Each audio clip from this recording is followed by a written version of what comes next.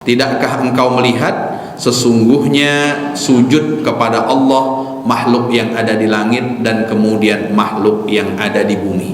Maknanya semua makhluk yang Allah Subhanahu wa taala ciptakan sujud kepada Allah Subhanahu wa taala.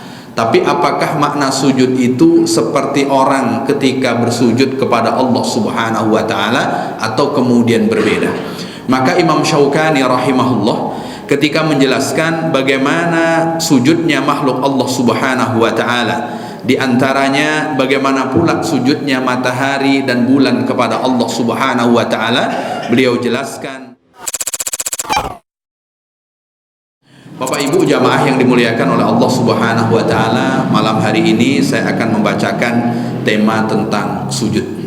Sujud itu al-kullu yasjudu lillahi, semua itu sujud kepada Allah Subhanahu wa taala. Dari mana kita tahu kalau semuanya itu sujud kepada Allah Subhanahu wa taala? Allah kabarkan dalam salah satu firman-Nya, a'udzubillahi minasyaitonir rajim, alam tara annallaha yasjudu lahu man fis samawati wa man fil ard. Tidakkah engkau melihat sesungguhnya sujud kepada Allah makhluk yang ada di langit dan kemudian makhluk yang ada di bumi. Maknanya semua makhluk yang Allah Subhanahu wa taala ciptakan sujud kepada Allah Subhanahu wa taala. Tapi apakah makna sujud itu seperti orang ketika bersujud kepada Allah Subhanahu wa taala atau kemudian berbeda? Maka Imam Syaukani rahimahullah ketika menjelaskan bagaimana sujudnya makhluk Allah Subhanahu wa taala, di antaranya bagaimana pula sujudnya matahari dan bulan kepada Allah Subhanahu wa taala, beliau jelaskan sujud keduanya itu adalah inqiyaduhuma lillahi taala inqiyadus sajidin, bahwa sujudnya matahari dan kemudian sujudnya bulan adalah sujudnya kepatuhan keduanya kepada Allah Subhanahu wa taala. Maka kita tak pernah melihat matahari ingkar janji untuk kapan harus terbit dan kemudian kapan harus terbenam. Maka matahari tak pernah lambat kapan dia harus terbit dan kemudian dia juga tidak pernah terlambat kapan dia harus terbenam. Maka tak pernah lambatnya matahari itu adalah bukti kepatuhan kepada Allah Subhanahu wa taala, dan kepatuhannya itulah yang kemudian disebut dengan sujud. Tapi kalau sujudnya kita tak sama dengan sujudnya matahari makhluk Allah Subhanahu wa taala. Kalau sujudnya kita tentu dengan melakukan ketaatan kepada Allah Subhanahu wa taala, dan di antara ketaatan itu dengan melaksanakan salat yang di dalam salat itu ada sujudnya seseorang kepada Allah Subhanahu wa taala. Bahkan pernah diriwayatkan di dalam Sahih Bukhari dan Sahih Muslim dari Abu Dzar radhiyallahu an, Rasulullah sallallahu alaihi wasallam berkata kepada Abu Dzar ketika matahari terbenam. Lalu apa pertanyaan Rasulullah sallallahu alaihi wasallam kepada Abu Dzar? Atadri aina tadhhab? Wahai Abu Dzar, apakah engkau tahu kemana perginya matahari? Ini kita sudah berada di malam hari. Kalau malam hari ini kita ditanya Bapak Ibu, kira-kira matahari di mana Bapak Ibu? Tenggelamnya itu kemana dia pergi? Nah ini dia kan. Kan tak nampak malam hari ini, kemana kita pergi? Dan itu pernah ditanyakan oleh baginda Rasulullah sallallahu alaihi wasallam kepada Abu Dzar Al-Ghifari. Ini menariknya Bapak Ibu, ternyata menengok matahari tenggelam itu pernah Rasulullah sallallahu alaihi wasallam lakukan dan mengajak salah satu sahabat Abu Dzar Al-Ghifari. Kalau menengok bulan di malam hari, Rasulullah juga pernah mengajak, dan yang diajak adalah istri beliau Sayyidah Aisyah radhiyallahu anha. Ibu-ibu pernah diajak bapak-bapak tengok matahari tenggelam atau tengok bulan di malam bulan purnama? Tak pernah dua-duanya. Ini dia. Makanya sejak ini nampaknya perlu diajak juga sesekali. Tapi jangan pula gara-gara nengok matahari akan tenggelam lalu sholat maghrib tak dilakukan. Jangan pula gara-gara mendaki untuk tengok matahari terbit lalu kemudian sholat subuh pula ketinggalan. Ini.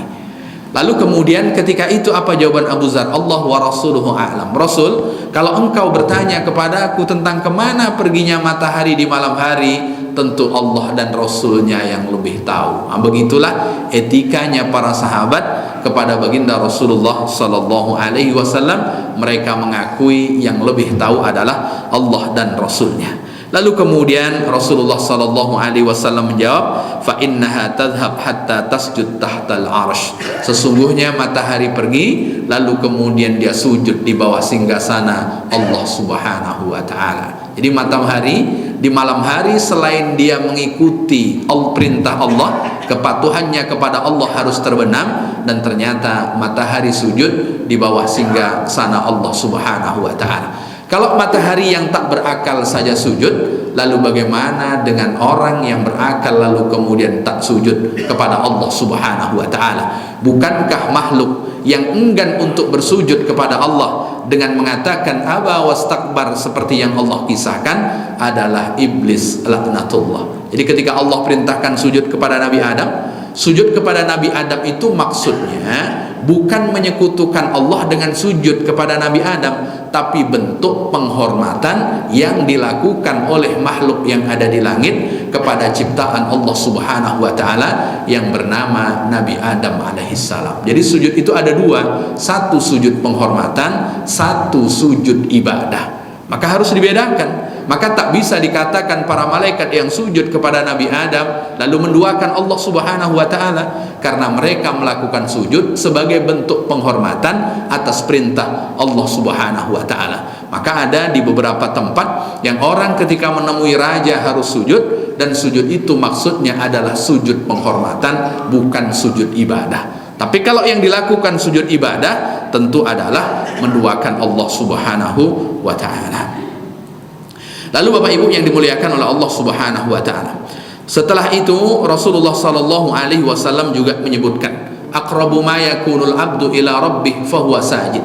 Dari semua gerak-gerik yang ada pada diri manusia, kapan manusia itu paling dekat dengan Allah Subhanahu wa taala yang menciptakannya? Manusia paling dekat dengan Allah yang menciptakannya pada waktu itu dia sedang bersujud kepada Allah Subhanahu wa taala. Maka kalau waktu sujud kita paling dekat dengan Allah, faksirud du'a fi, maka perbanyaklah berdoa ketika kita sedang sujud. Jadi ketika kita sedang sujud, banyaklah berdoa. Kenapa? Karena pada waktu itu kita sedang dekat dengan Allah Subhanahu wa taala. Maka banyak sekali menjelaskan tentang bagaimana kita dianjurkan untuk kemudian banyak-banyak melakukan sujud kepada Allah Subhanahu wa taala. Dan nanti ada masa di mana disebutkan sajdatun khairun minad dunya, satu kali sujud lebih baik dibanding dunia dan seisinya. Kalau sekarang kita baru jumpa rakaatul fajri khairun minad dunya wa ma fiha, 2 rakaat salat sunnah fajar lebih baik dibanding dunia dan seisinya. Berarti salat sunnah qobliyah subuh nilainya di sisi Allah lebih baik dibanding dunia dan seisinya yang sifatnya sementara. Tapi kalau 2 rakaat sholat sunnah qobliyah subuh itu maknanya tidak satu kali sujud. Berarti ada berapa kali sujud Bapak Ibu? Qobliyah subuh itu berapa kali sujud? 4 kali sujud. Nanti kita akan ketemu satu kali sujud itu lebih baik dibanding dunia dan seisinya. Dan kita berharap tak ingin berjumpa dengan waktu itu.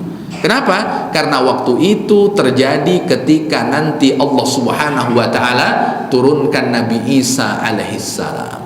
Tapi sebelum Nabi Isa turun, Allah turunkan Dajjal terlebih dahulu. Dan sementara Rasulullah menganjurkan kepada kita, selesai tasahud akhir jangan langsung tutup dengan salam. Mintalah perlindungan kepada Allah dari 4 hal. Satu di antaranya, Allahumma inni a'udzubika min syarri fitnatil masihid dajjal. Kita mohon perlindungan kepada Allah dari keburukan fitnah Dajjal. Karena belum tentu kita sanggup melewati masa berat itu.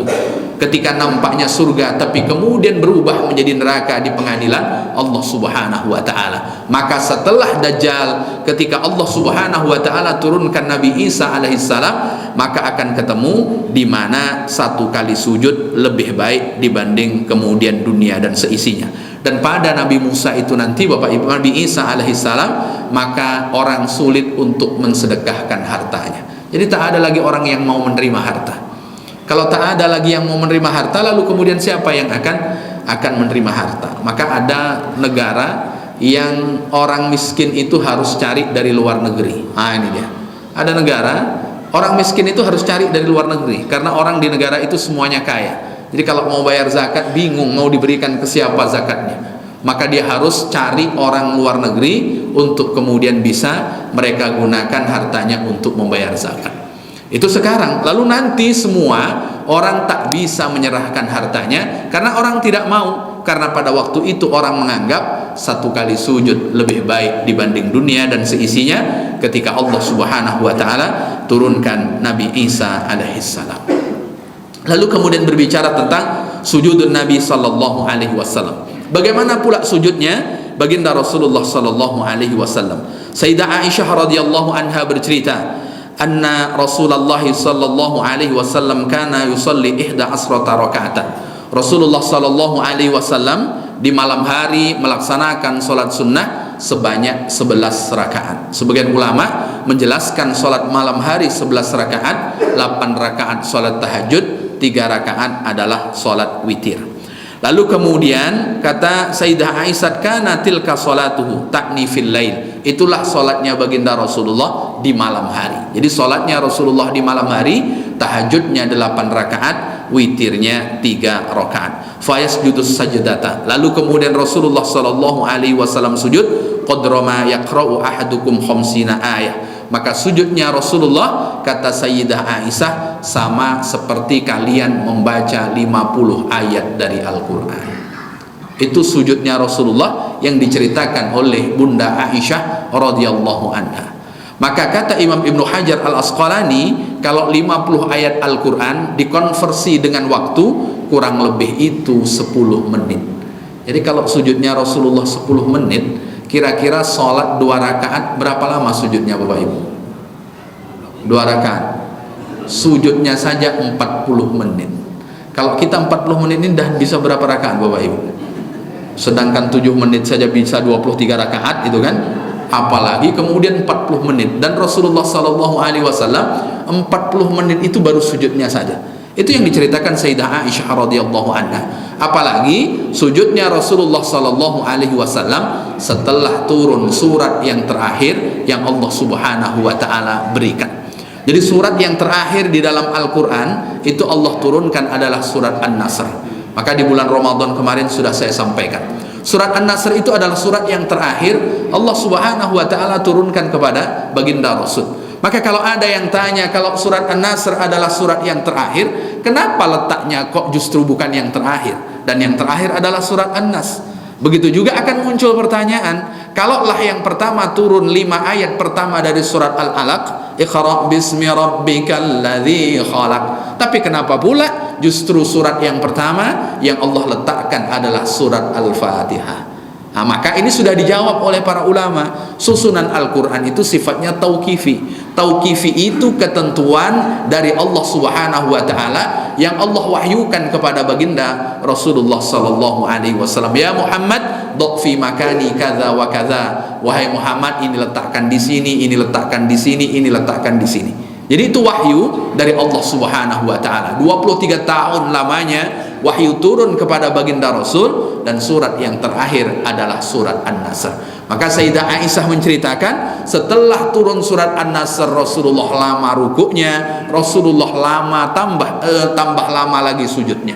Dan kemudian Rasulullah sejak turun surat itu, beliau ketika sujud, ketika rukuk menggabungkan 2 kalimat. Yang di dalam kalimat itu ada ucapan tasbihnya, ada ucapan tahmidnya, lalu kemudian ada ucapan istighfarnya. Kapan Rasulullah lakukan itu? Saat usia beliau sudah 60 tahunan. Makanya Bapak Ibu yang sudah 60 ini, ini kan, kalau bisa mencontohlah bacaan sujudnya baginda Rasulullah yang menggabungkan 3 kalimat tadi. Ada kalimat tasbih, ada kalimat tahmid, ada kalimat istighfar. Jadi orang kalau membaca kalimat tasbih, maka apa kata Allah Subhanahu wa taala? Hadzali. Ucapan tasbih itu untukku. Ketika seseorang mengatakan alhamdulillah, alhamdulillah, alhamdulillah, maka kata Allah hadzali. Ini juga untukku.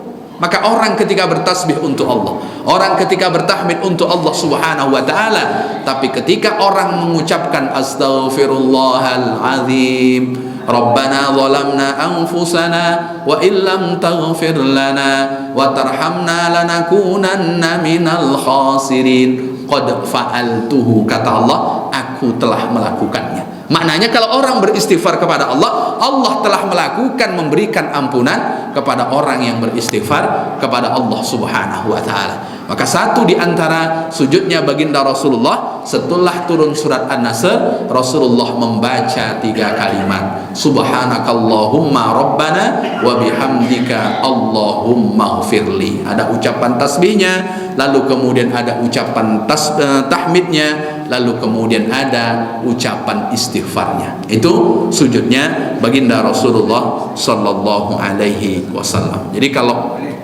sujud Rasulullah ini lama. Yang bercerita tentang lamanya sholat Rasulullah di dalam sholat sunnah itu bukan hanya sekedar Bunda Aisyah. Ada sahabat lain yang juga menceritakan tentang hal ini. Satu di antara sahabat yang menceritakan itu adalah Sayyidina Hudzaifah. Sayyidina Hudzaifah bercerita, kuntu khalfan Nabi sallallahu alaihi wasallam, aku sholat di belakang baginda Rasul. Lalu kemudian Rasulullah membaca surat Al-Fatihah. Setelah surat Al-Fatihah, Rasulullah baca surat Al-Baqarah. Saat Rasulullah membaca surat Al-Baqarah, faqultu fi nafsi, kemudian aku berkata di dalam hatiku, ini sampai ayat 100 Rasulullah rukuk nih.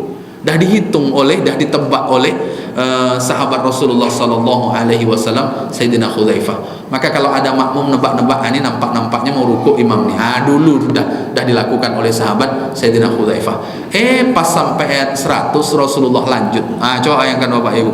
Ternyata tebakan Sayyidina Hudzaifah keliru. Dan ketika keliru Bapak Ibu, ini sholat sunnah nih, sholat tahajud malam. Inilah yang dijadikan dalil satu di antaranya bahwa sholat tahajud itu boleh dilaksanakan berjamaah. Pernah Rasulullah Shallallahu Alaihi Wasallam lakukan juga secara berjamaah. Lalu kemudian Sayyidina Hudzaifah melanjutkan ceritanya. Lalu kemudian aku berkata lagi di dalam hatiku, alah paling selesai surat Al-Baqarah nanti Rasulullah ruku nih. Ternyata selesai surat Al-Baqarah Rasulullah lanjutkan Ali Imran, selesai Ali Imran Rasulullah lanjutkan surat An-Nisa, baru kemudian Rasulullah sujud. Kira-kira berapa lama satu rakaatnya baginda Rasulullah? Kalau ada imam yang baca ini, kira-kira makmum kita tinggal berapa ini? Itu yang ditanyakan, masih ada tidak makmumnya itu kan? Ini orang sekarang nih nyari mana lah agaknya sholat tarawih yang paling cepat nih Pak Ustaz. Kalau bisa 23 rakaat selesai 7 menit. Itu ramai penggemar itu. Kalau yang 1 juz 1 malam, penggemar tak banyak nih. Selain tidak banyak, paling yang ya penggemarnya sedikit lah. Penggemar yang banyak itu yang mana? Yang cepat laju sampai tujuan Pak Ustaz. Itu banyak penggemarnya itu. Ini tentang kisah bagaimana tahajudnya Rasulullah dan bagaimana pula sujudnya baginda Rasulullah sallallahu alaihi wasallam. Kemudian selanjutnya, ar-rasulu sayatarifu alaika. Orang yang sujud itu akan dikenal oleh Rasulullah sallallahu alaihi wasallam. Apa yang kita banggakan kalau nanti Rasulullah bisa mengenali kita? Kalau sahabat Rasulullah kenal, mereka berjumpa, mereka hidup satu masa yang Rasulullah sebutkan khairul quruni qarni, sebaik-baik generasi adalah generasiku. Siapa generasi yang baik yang Rasulullah sebutkan itu? Para sahabat. Mereka jumpa dengan Rasul, maka wajar kalau Rasulullah kenal dengan mereka. Lalu kemudian generasi yang terbaik setelahnya siapa? Tsummal ladzina yalunahum. Orang yang hidup setelah masa sahabat, yaitu masa tabi'in. Betul tabi'in tak berjumpa dengan Rasulullah, tapi mereka berjumpa dengan orang yang langsung berjumpa dengan baginda Rasulullah sallallahu alaihi wasallam. Mereka bersentuhan dengan tangan yang orangnya langsung bersentuhan dengan tangan baginda Rasulullah sallallahu alaihi wasallam. Mereka mendengarkan sabda Rasul dari orang yang langsung mendengarkan sabda baginda Rasulullah sallallahu alaihi wasallam. Wajar kalau mereka dikenal oleh Rasul. Lah kita yang sudah 144 berapa? 1000 ya? 1444 Hijriah, berarti 14 abatan lebih kita berpisah dengan Rasul. Apa yang kita jadikan jaminan nanti Rasulullah sallallahu alaihi wasallam akan mengenali kita?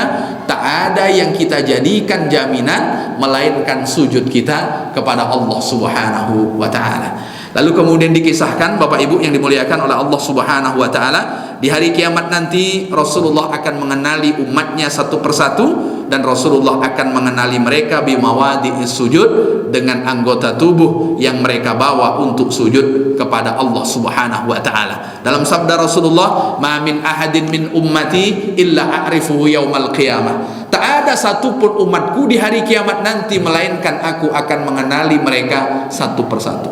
Itu sabda Rasulullah. Maknanya selagi dia umat Rasul, Rasulullah akan kenal mereka satu persatu. Kalau Rasulullah sudah sebutkan itu Bapak Ibu, maka tak ada halangan bagi kita kalau tidak bersolawat kepada baginda Rasul, karena Rasulullah sudah menjamin setiap umatnya akan Rasulullah kenal satu persatu. Dan ini ketika disebutkan oleh para sahabat bertanya, kaifa ta'rifuhum fi kathratin minal khalaiq? Rasul, bagaimana mungkin engkau akan bisa mengenali mereka sementara jumlah mereka itu banyak? Banyak engkau akan mengenali mereka bagaimana Rasul? Jangankan semua, Bapak Ibu, mohon maaf kalau ada yang ketua RT, kira-kira kenal tidak semua dengan RT-nya itu? Kenal tidak? Sedangkan RT saja tidak kenal, bagaimana kemudian yang paling besar? Dan Rasulullah memberikan jaminan tak ada satupun umatku yang nanti aku tak mengenalnya di hari kiamat. Ini banyak orang pura-pura kenal dengan kita, apalagi menjelang 2024 nih. Awalnya tak kenal, sosok kenal gitu kan. Awalnya tak senyum, rajin senyum gitu kan. Mulai banyak nih biasanya. Maka kalau ada orang rajin senyum, orang sudah mulai kadang-kadang berburuk sangka, maka tak usah berburuk sangka saja Bapak Ibu. Barangkali dia sedang ramah. Ya kita doakan ramahnya itu istiqomah, bukan hanya untuk menggoda, bukan hanya kemudian untuk mencari simpati. Tapi semua umat baginda Rasulullah sallallahu alaihi wasallam tak ada satupun yang nanti Rasulullah sallallahu alaihi wasallam tak mengenali mereka. Dan ketika para sahabat bertanya, Rasulullah memberikan gambaran, ara'aita law dakhalta subratan fiha khailun. Tahukah engkau kalau seandainya kalian masuk ke kandang kuda, lalu kemudian ada kuda yang terbaik? Kira-kira kalian tahu tidak, kalau kalian masuk ke kandang kuda, lalu kalian disuruh memilih kira-kira kuda mana yang paling terbaik? Tentu para sahabat menjawab, iyalah, tentu kami tahu Rasul. Karena memang kendaraan terbaik pada waktu itu adalah kuda. Untuk memilih kuda yang terbaik, para sahabat tak akan keliru. Kalau kita mungkin Bapak Ibu diajak masuk ke kandang kuda, kira-kira tepat tidak pilihan kuda kita adalah kuda yang terbaik? Tak jadi jaminan. Tapi kalau pada masa sahabat, karena itu kendaraan terbaik, tentu mereka akan mengenali. Tapi Bapak Ibu kalau diajak masuk ke showroom mobil, kira-kira suruh milih mobil yang paling baik, salah atau betul Bapak Ibu? Salah atau betul Bapak Ibu? Betul lah, tak salah lah. Maka wajar kalau para sahabat mengatakan tentu kami tak salah wahai Rasul. Begitu juga umatku nanti umat terbaik. Tak mungkin aku salah memilih siapa umat yang terbaik dari umatku itu nanti. Lalu kemudian Rasulullah sallallahu alaihi wasallam mengatakan bahwa di antaranya fa inna ummati yauma idzin gharra minas sujud. Di hari itu nanti umatku wajahnya mengeluarkan pancaran cahaya, dan pancaran cahaya dari wajah itu karena dahulu di dunia sujud. Maka Bapak Ibu yang wajah-wajahnya kurang glowing, tak perlu berputus asa. Meskipun tak glowing di dunia, meskipun sudah banyak kosmetik yang diberi supaya glowing, tak glowing juga, nanti di akhirat pasti dikenal oleh Rasulullah. Dan penyebab pengenalnya bukan kosmetik yang dipakai di dunia, bukan apa namanya itu ya, pokoknya yang dipakai di dunia, bukan itu.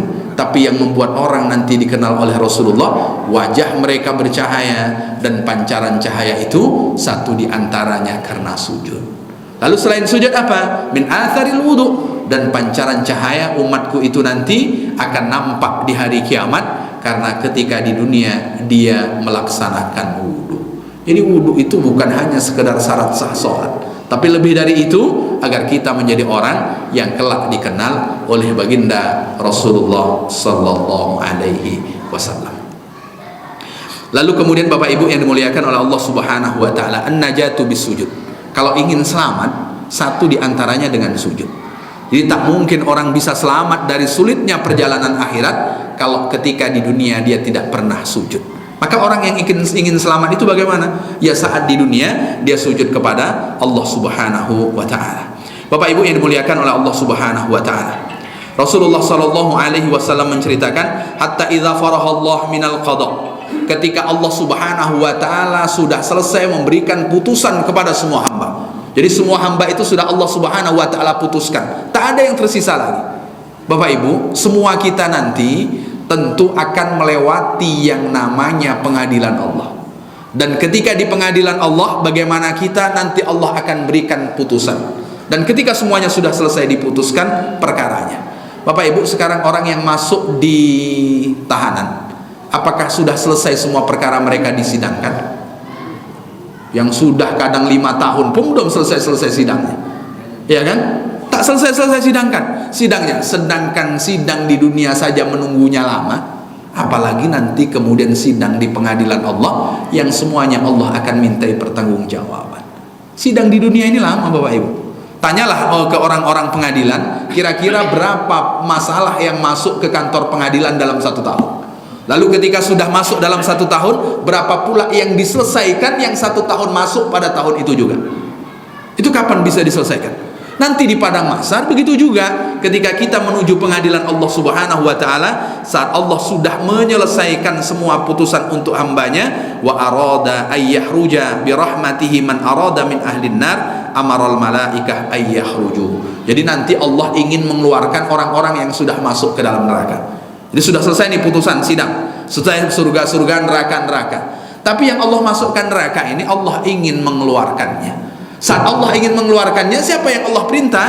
Yang Allah Subhanahu wa taala perintah adalah malaikat untuk mengeluarkan orang dari neraka dengan catatan mangkana la yusyriku billahi syai'a. Jadi waktu hidup dia tidak menyekutukan Allah.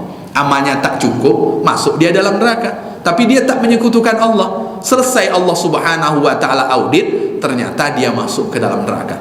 Lalu Allah perintahkan malaikat untuk mencari orang tersebut. Saat malaikat cari, Bapak Ibu yang dimuliakan oleh Allah Subhanahu wa taala, bagaimana saya bisa mengenali dia wahai Allah? Bagaimana saya bisa mengenali orang yang saya harus keluarkan yang jumlahnya banyak di dalam neraka itu?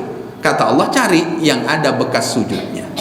Cari yang ada bekas sujudnya, kata Allah Subhanahu wa taala. Karena takulun nar ibna Adam illa atharas sujud. Semua anggota tubuh anak cucu Adam itu akan habis disantap oleh api neraka. Satu-satunya anggota tubuh yang tak mampu didekati oleh neraka bekas sujudnya kepada Allah Subhanahu wa taala.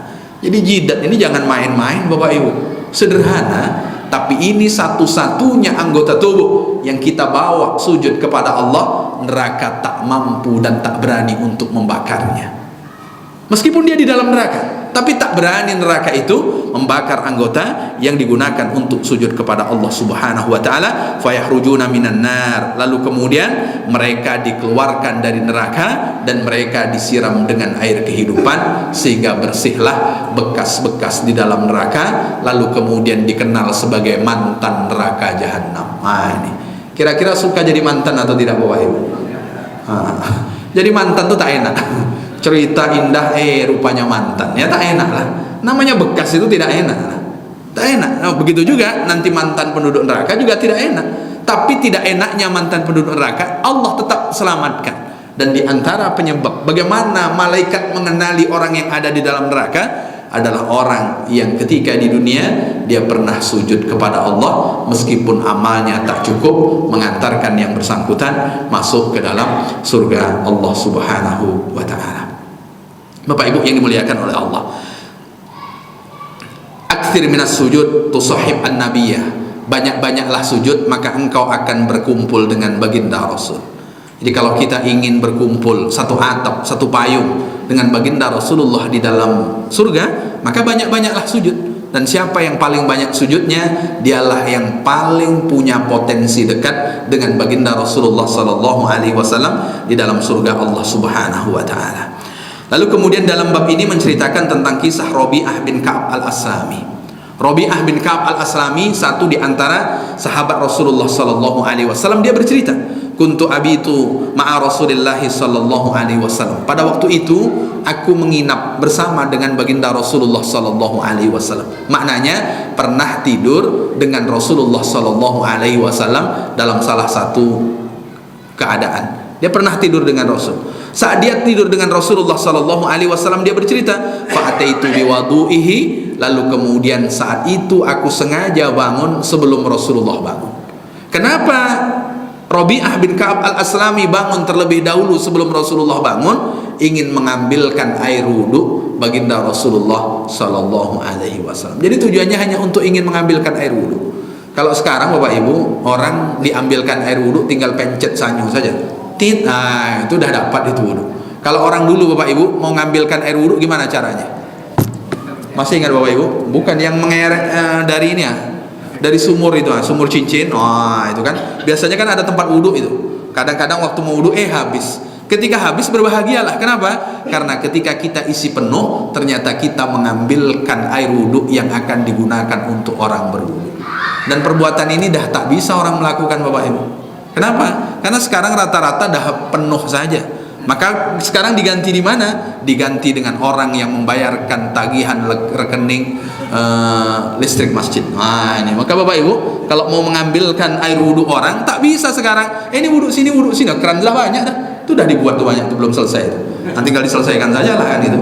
Maka orang yang turut serta sama dengan Robi'ah yang dahulu mengambilkan air wudhu baginda Rasulullah Sallallahu Alaihi Wasallam.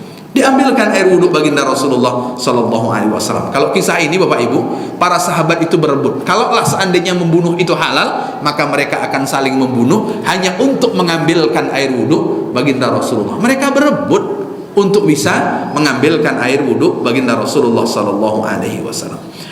Lalu kemudian faqala, lalu kemudian Rasulullah berkata kepada Robi'ah. Apa kata Rasulullah? Sal, mintalah Robi'ah. Apa yang engkau mau minta dariku? Itu cara Rasulullah berterima kasih. Jadi kata Rasulullah, mintalah, engkau mau minta apa dariku wahai Robi'ah? Kira-kira Bapak Ibu, kalau kita yang disuruh minta apa kita Bapak Ibu? Kalaulah seandainya kita jumpa dengan Rasul, lalu kemudian Rasulullah mengatakan, mintalah, apa yang engkau minta dariku? Apa yang kita minta Bapak Ibu? Sebelah ada bini nih, sebelah ada suami, minta apa kira-kira? Minta apa kira-kira? Jadi ketika itu apa jawaban Robi'ah radhiyallahu an? Kata Robi'ah, as'aluka murafaqataka fil jannah. Rasul, aku hanya minta satu kepadamu, aku ingin menjadi orang yang menemanimu di surga. Nah, itu permintaan Robi'ah. Aku ingin menjadi orang yang menemanimu di dalam surga. Lalu apa jawaban Rasulullah Sallallahu Alaihi Wasallam? Kata Rasulullah kepada Robi'ah, fa'inni ala nafsika bikasratis sujud. Kalau engkau ingin menjadi orang yang kelak di dalam surga satu atap denganku, menemaniku di dalam surga, maka wujudkanlah keinginanmu itu dengan cara memperbanyak sujud. Nah, ini dia. Maka orang yang paling banyak sujudnya adalah orang yang paling dekat dengan Rasul. Kita bulan paling banyak sujud itu bulan apa Bapak Ibu? Bulan Ramadan lah, paling banyak kan. Selesai bulan Ramadan banyaknya ya tinggal timbul tenggelam saja lah. Paling yang tak timbul tenggelam sholat 5 waktu. Kalau dulu ada tarawihnya, maka berbahagialah yang tarawih dan witirnya 23 rakaat karena sujudnya paling banyak. Apalagi yang kemudian 36 rakaat. Yang paling kurang bahagia itu sebetulnya yang 8 rakaat itu tadi lah kan itu kan. Iya kan? Ya mereka yang paling banyak kok. Jadi kalau kemudian kita iri, toh ternyata sujudnya masih tetap banyak yang 23 rakaat kok. Makanya dahulu kenapa orang-orang Madinah iri dengan orang-orang Makkah? Orang Makkah itu setiap 2 rakaat mereka tawaf. Di Madinah tak bisa tawaf. Makanya kenapa dahulu jumlah tarawih di Madinah rakaatnya lebih banyak dibanding kemudian di Mekah. Kenapa? Karena orang Makkah iri dengan amal-amal orang yang berada di Madinah. Maka orang yang paling baik orang yang di Mekah. Maka kemudian orang-orang yang paling banyak sujudnya Rasulullah sebutkan adalah orang yang nanti akan membersamai Rasulullah di dalam surga Allah Subhanahu wa taala, seperti kisah yang Rasulullah sampaikan antara Robi'ah dengan baginda Rasulullah sallallahu alaihi wasallam. Bapak Ibu yang dimuliakan oleh Allah Subhanahu wa taala. Sekarang cerita pula bekas sujud. Bekas sujud apakah yang ada hitam di jidat? Nah, ini kan kadang ada orang, oh ini asar sujud nih. Ya, bekas hitam di jidat, apakah itu sujud? Apakah itu yang dimaksud? Bapak Ibu yang dimuliakan oleh Allah Subhanahu wa taala, Allah berfirman, simahum fi wujuhihim min atharis sujud. Jadi tanda-tanda mereka itu bagaimana? Oh, ada di wajah-wajah mereka bekas sujud. Jadi bahasa Allah itu wajah. Ini wajah atau bagian dari wajah Bapak Ibu? Bagian dari wajah. Maka kalau kemudian mohon maaf, orang yang mengatakan bekas sujud, bekas hitam di jidat, itu perlu ditengok lagi bagaimana para ulama menjelaskan bekas sujud. Apakah bekas sujud itu mesti hitam yang ada di jidat itu tadi? Maka kita tengok bagaimana pula ulama tafsir menafsirkan atharis sujud. Di antaranya Imam Said Qutb mengatakan, simahum fi wujuhim minal wada'ah wal israq was safa. Itu di antaranya. Apa kata Imam Said Qutb? Bekas sujud itu apa? Bekas sujud itu maknanya wajahnya bercahaya, wajahnya berseri-seri. Wajahnya itu ketika ditengok menyenangkan Bapak Ibu. Ketika ditengok itu tak membuat orang susah. Ketika ditengok tenang orang menatapnya. Ketika dilihat tenang orang menatapnya. Kenapa bekas sujud itu membuat orang tenang Bapak Ibu? Karena orang yang sujud kepada Allah dosanya akan berguguran, dan menengok orang yang dosa tidak ada itu sangat senang. Maka kata Abu Bakar radhiyallahu an, di dunia ini Rasul yang paling aku senangi cuma 3. Kata Abu Bakar, di dunia ini yang paling aku senangi cuma 3. Kalau kita berapa Bapak Ibu? Oh banyak Pak Ustaz. Nah ini kan. Dan kemudian Abu Bakar mengatakan, di dunia ini yang paling aku tenangi cuma 3. Rasul pun mengatakan 3. Hubbiba ilayya min dunyakum salasun. Dari dunia yang Allah berikan kepada kalian dan Allah letakkan pula di dalam hatiku rasa senang, itu juga cuma 3 kata Rasul. Satu di antara 3 itu at-tibu. Rasulullah suka menggunakan wewangian. Satu di antara 3. Yang 2-nya nanti di lain waktulah saya sampaikan. Kan bahasanya sujud. Lalu kemudian Bapak Ibu, kata Abu Bakar juga, aku juga 3 Rasul, tapi 3 Abu Bakar tak sama dengan 3-nya Rasulullah sallallahu alaihi wasallam. Apa 3 yang disukai oleh Abu Bakar? Satu di antaranya memandang wajah. Abu Bakar ini kan bersama dengan Rasulullah sallallahu alaihi wasallam terus, susah payah sampai kemudian menjadi mertua. Itu Abu Bakar. Tapi Abu Bakar tak bosan memandang wajah Rasulullah sallallahu alaihi wasallam. Maka itulah kita berharap semoga nanti bisa menatap baginda Rasulullah sallallahu alaihi wasallam. Abu Bakar tak pernah bosan untuk bisa menatap wajah baginda Rasulullah sallallahu alaihi wasallam, tak pernah bosan. Itu Abu Bakar radhiyallahu anhu. Makanya Bapak Ibu yang dimuliakan oleh Allah Subhanahu wa taala, ketika Abu Bakar mengatakan aku tak pernah bosan untuk menatap baginda Rasulullah sallallahu alaihi wasallam, begitu pula harapannya kita, semoga nanti Allah karuniakan kita bisa menatap baginda Rasulullah sallallahu alaihi wasallam. Maka orang Bapak Ibu yang dimuliakan oleh Allah Subhanahu wa taala, ketika ditatap dia ternyata wajahnya tidak membosankan. Kenapa? Karena tidak berdosa, dan Rasulullah terjaga dari perbuatan dosa. Bapak Ibu, kira-kira siapa di antara kita yang tak suka memandang anak kecil?